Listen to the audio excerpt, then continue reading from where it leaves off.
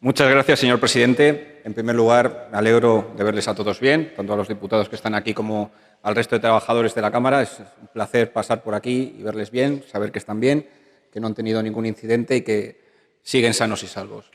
Cuando me estaba preparando la intervención, me estaba pensando, lo que vamos a ver aquí va a ser mucha crítica.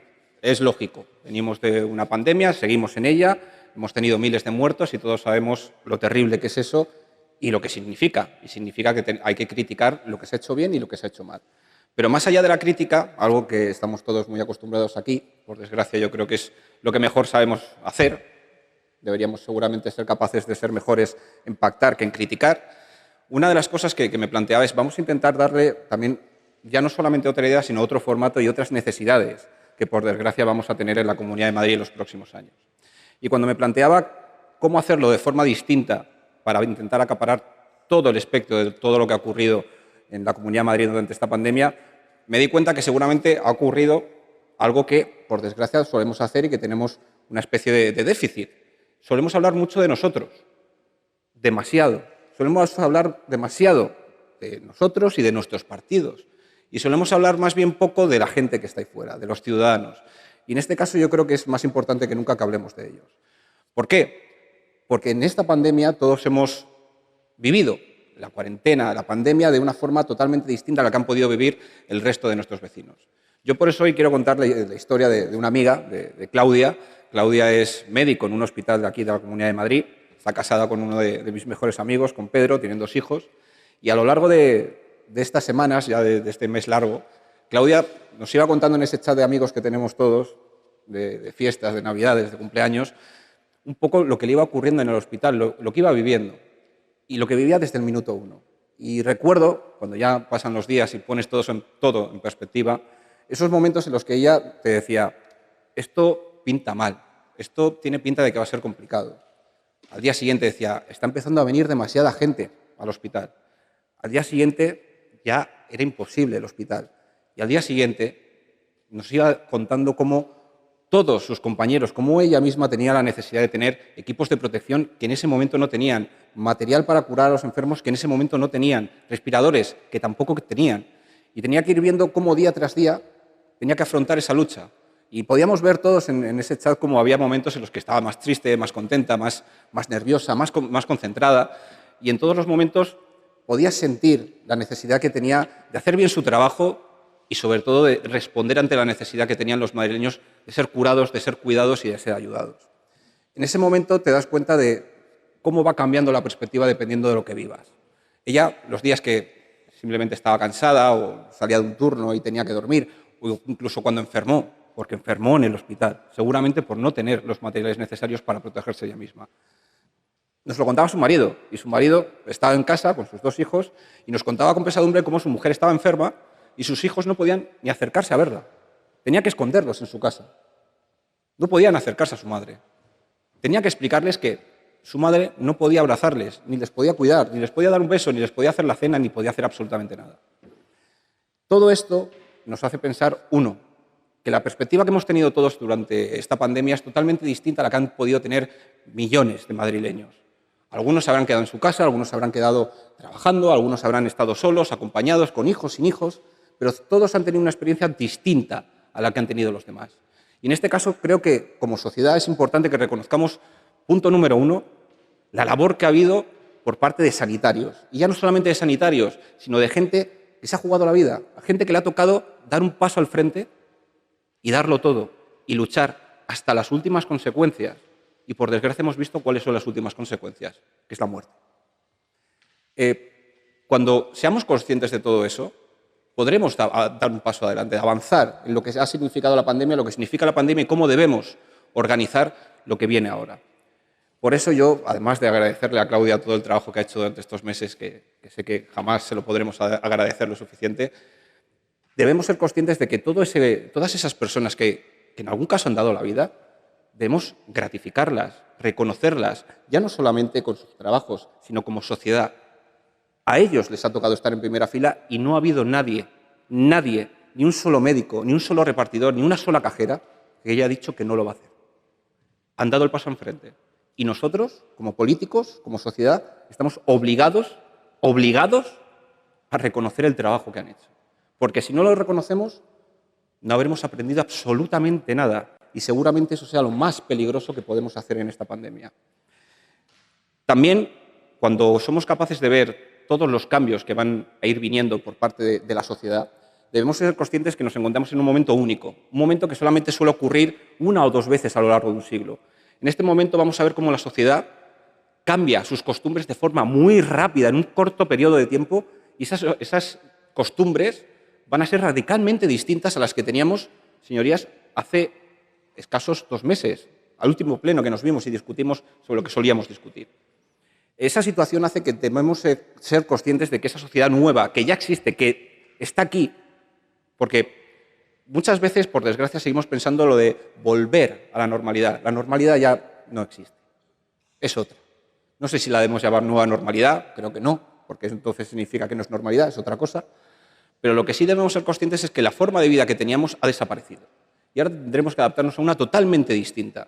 Y en ese cambio de sociedad, nos encontraremos con situaciones positivas, con cosas que hemos conseguido mejorar, con cosas que hemos conseguido aprender de esta pandemia, con cosas negativas, que debemos ser los primeros en conseguir, que crezcan lo menos posible, controlarlas lo máximo posible y no dejar que nos engañen, y cosas necesarias. Nuevas necesidades que tendremos a lo largo de esta nueva sociedad y a lo largo de este nuevo tipo de vida que tenemos que vivir. Hemos visto cómo con la crítica es lógica al Gobierno por parte de los grupos de la oposición y por parte, sobre todo, de las cosas que se han podido hacer mal. Es lógico. A mí también me gustaría poner en valor las cosas que se han hecho bien, que hay, y bastantes además. Hemos aprendido, a base casi de obligación, a teletrabajar. Durante la última legislatura, yo no sé cuántas veces pudimos tener en esta Cámara un debate sobre el teletrabajo. Miles de veces. Y llegamos a miles de acuerdos, todos. Pero la realidad es que no conseguíamos ponerlo en marcha. Ahora nos han obligado y hemos aprendido todos a teletrabajar. Hemos visto cómo seguramente muchos no estábamos tan digitalizados como pensábamos, no conocíamos tantas herramientas como había. Hemos visto lo provechoso y también lo complicado que es en algún momento. Por eso, desde la Consejería de Economía, yo creo que es una buena medida que hayamos aprendido que teletrabajar es positivo en muchos sectores, que el teletrabajo no es, bueno, pues teletrabaja y así nos quedamos todos contentos. No, puede ser mucho más productivo, pero para ello tenemos que aprender de lo que hemos hecho, de este mes que no va a volver y que tenemos que tener la oportunidad y la necesidad y la obligación de aprender lo bueno que hemos conseguido. En ese sentido, yo creo que la Consejería de Economía, como digo, ha hecho un gran trabajo adaptando la necesidad que van a tener las pymes, los autónomos madrileños a la digitalización de la Comunidad de Madrid. Porque más que nunca va a ser necesario que todo el mundo sea capaz de teletrabajar, que todo el mundo sea capaz de teleconectarse, que todo el mundo tenga la capacidad de trabajar de una forma mucho más rápida y fluida que la que teníamos antes, por las circunstancias que tenemos y sobre todo porque es una posibilidad de evolucionar hacia algo mejor. En ese sentido también, claro, tenemos que ver cómo sectores de la población, como han sido los autónomos, como han sido las pymes, y que se han visto absolutamente desprotegidas. Y esto lo hago y lo digo de verdad, con la crítica más justa a lo que ha sido el Gobierno de la Nación, a lo que ha hecho el Gobierno de la Nación, que yo creo que en ese punto se ha quedado seguramente un poco corto. O sea, yo creo que tenía que haber sido un pelín más ambicioso a la hora de proteger a autónomos, de proteger a pymes y proteger a emprendedores. Desde la Consejería se ha hecho. Se va a conseguir pagar esa cuota de autónomos a todas esas personas que no han podido trabajar por culpa de la pandemia. Se han conseguido planes para desarrollar nuevos modelos de negocio y, sobre todo, a que se adapten. También hemos visto, por ejemplo, a la Consejería de Cultura cómo ha tenido que ir adaptando a una nueva situación. La cultura va a cambiar tal y como la conocemos. Ya ha cambiado. Nos hemos pasado un mes aplaudiendo, hemos pasado un mes en los balcones, hemos pasado un mes proyectando, escuchando música de otra forma distinta. Ese cambio está aquí, no se va a ir. A lo mejor ahora lo vemos de forma más leve, suave, pero la realidad es que no va a volver atrás. Debemos convivir con él y debemos aprender de él, mejorar de él, aprovecharnos de él. Esa es la oportunidad que nos da esta crisis. Después hemos visto también la Consejería de Universidades, hemos visto cómo los universitarios han tenido que cambiar su forma de estudiar, cambiar su forma de evaluarse, cambiar su forma de cómo consiguen sus cursos. Es necesario que aprendamos también de esa situación. Estoy seguro, y además el consejero ya lo ha dicho en varias ocasiones, cómo muchas veces hemos visto que esas nuevas fórmulas de docencia, esas nuevas fórmulas de estudiar, de examinarse, pueden ser positivas en algunos casos. Continuemos con lo que ha sido positivo, aprendamos de lo que ha sido positivo para no perderlo. No intentemos hacer una vuelta atrás forzada cuando hemos conseguido cosas que nos van a hacer mejorar como sociedad y como comunidad. Y además es una de las medidas que yo creo más valientes, y lo digo sinceramente, que he visto. Hemos visto la medida del consejero de Transportes, en la cual ya nos está queriendo decir que para entrar al metro tienes que llevar tu mascarilla. Tenemos que dejar clara a la gente que es su obligación empezar a protegerse. No vale el decir, bueno, si no tengo mascarilla no pasa nada. No, es tu obligación. Como ciudadano, igual que es tu obligación tener un seguro de coche, es tu obligación cumplir las leyes, es tu obligación protegerte, porque tu protección protege a los demás. Si no conseguimos hacer entender todo eso a la gente, habremos perdido ya no solo vidas, tiempo, esfuerzo y oportunidades. Y eso yo creo que seguramente es lo que más le puede doler a alguien que ha perdido a su familia, que no haya servido para absolutamente nada. En ese sentido, señorías, yo también quiero hablar de la Consejería de Políticas Sociales, que seguramente haya sido la más difícil, ¿no? La parte más complicada de toda esta pandemia, junto con la Consejería de Sanidad. Hemos visto como mucha gente su proyecto vital se ha roto. De repente, del día a la mañana ya no tienes trabajo, mañana no vengas a trabajar, mañana ya no cobras. No podemos dejar como sociedad a nadie atrás. Una sociedad avanzada se debe preciar justamente porque es capaz de cuidar a todos, es capaz de mantener ya no solamente un orden, sino una estabilidad social que se base justamente en que todo el mundo puede vivir de una forma digna. Y ahí la Consejería de Políticas Sociales, a través de voluntarios, a través de ayudas, a través de todo el trabajo que han hecho, ha conseguido que mucha gente pueda comer a día de hoy. Eso es impagable como sociedad. Deberíamos todos estar orgullosos de haber creado una sociedad donde, si pasas un mal momento, se te ayuda, se te da las herramientas, no se te deja atrás. Eso es lo que nos hace diferentes de las sociedades que teníamos hace siglos. Que nosotros comprendemos la necesidad del grupo, de cuidarnos, de mantenernos unidos, de no dejar a nadie atrás. Porque no sirve de nada. Porque cuantos menos seamos, peor nos irá a todos.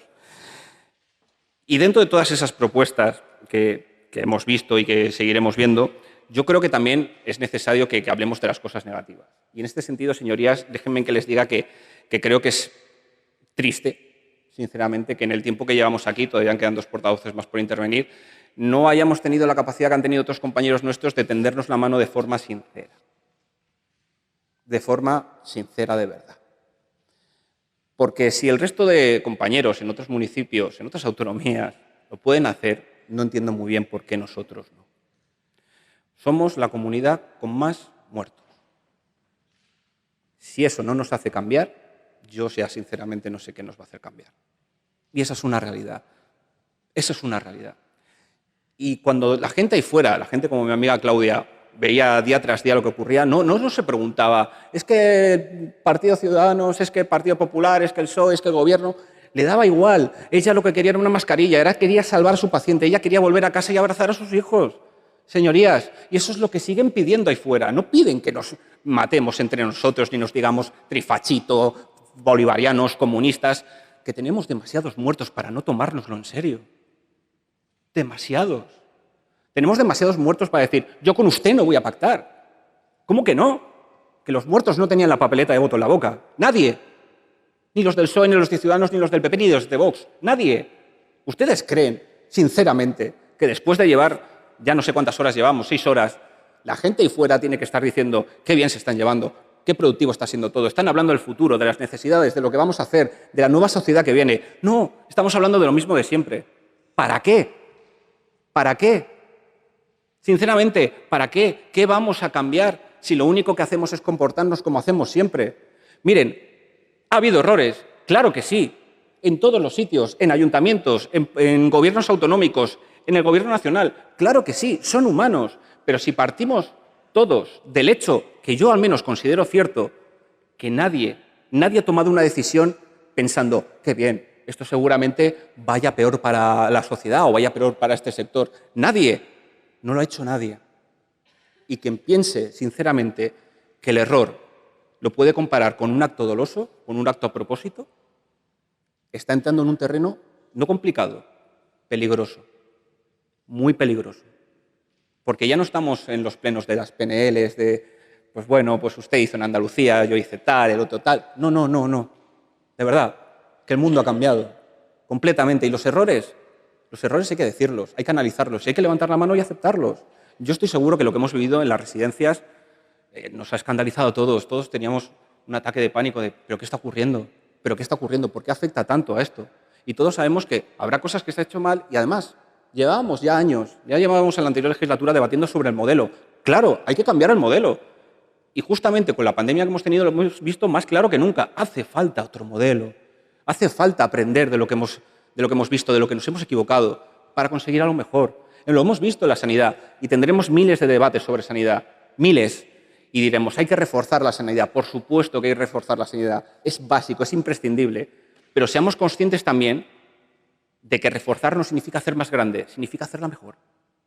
Y hemos visto que la sanidad que necesitamos es una sanidad dinámica, capaz de expandirse muy rápido, capaz de coordinarse con otros sectores, capaz de recibir y dar información muy rápido para poder hacer un mejor trabajo. ¿Eso significa reforzar? Claro que sí, pero reforzar con cabeza, reforzar sabiendo las necesidades que hemos tenido y que podemos volver a tener. Y en este debate también a mí me gustaría introducir otro debate más que seguramente no es tan atractivo o tan popular como solemos buscar, ¿no? Reforzarse es positivo. Tenemos que tener un sistema que aguante los golpes. Es una decisión inteligente. Pero seremos aún más inteligentes si buscamos un sistema que esquive los golpes.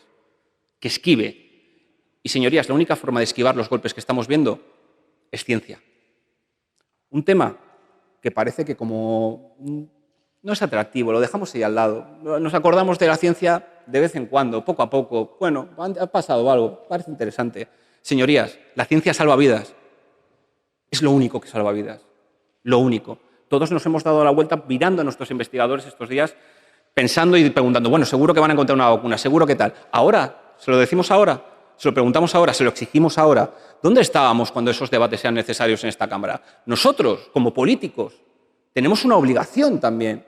La obligación de traer aquí debates que son necesarios para la sociedad. Nos gusten más, nos gusten menos, sean más televisivos o menos televisivos. Pero a la hora de la verdad, cuando de repente todos estábamos en casa en los días malos, y cuando me refiero a los días malos, eran los días de mañana va a ser peor, y lo sabemos todos que va a ser peor, y la única pregunta que nos podíamos hacer es ¿cuán peor va a ser? En esos momentos es cuando mirábamos a la ciencia, y todos decíamos, a ver si llega una vacuna, a ver si llega una forma, a ver si encuentran una forma de hacer aparatos más rápidos, una fórmula de mascarillas que se puedan reutilizar. Señorías, la ciencia salva vidas. Y os no lo tomamos en serio, o seguiremos discutiendo sobre el aborto, seguiremos discutiendo sobre la ideología de cada uno, seguiremos discutiendo sobre un montón de cosas que muchas veces nos parecen muy entretenidas, sacan muchos titulares, nos enfadamos mucho. Ya, pues si hubiésemos debatido de ciencia durante los últimos 10 años, a lo mejor hoy no teníamos miles de muertos. Y esa es la realidad. Y esa es la única realidad. Si nosotros no somos capaces de aprender eso, cuando vuelva a ocurrir, porque, señorías, volverá a ocurrir, creo que eso es una de las primeras cosas que debemos aceptar, es que o nos preparamos para esquivar el golpe o nos hará más o menos daño. Tendremos más o mejores o peores cifras, pero nos va a dar. Por eso yo me gustaría traer más ese debate, además de lo que se ha hecho bien y lo que se ha hecho mal, que, como digo, yo creo que todos sabemos que todos los errores han sido humanos. Estoy seguro que no hay ningún partido, que no hay ningún político que en ningún momento haya hecho nada malo a propósito, y si lo ha hecho estoy seguro que se pudrirá en la cárcel con la sonrisa que tendremos todos. Pero lo que tenemos que ser capaces es de entender que toda esa gente que ha dado un paso adelante ha estado a la altura.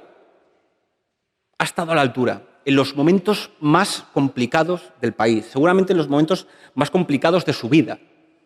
Se ha tenido que enfrentar a una guerra, ha tenido que estar en la trinchera, ha tenido que dejar a su familia atrás o ha tenido que cambiar su vida o su proyecto de vida para estar a la altura y salvar vidas.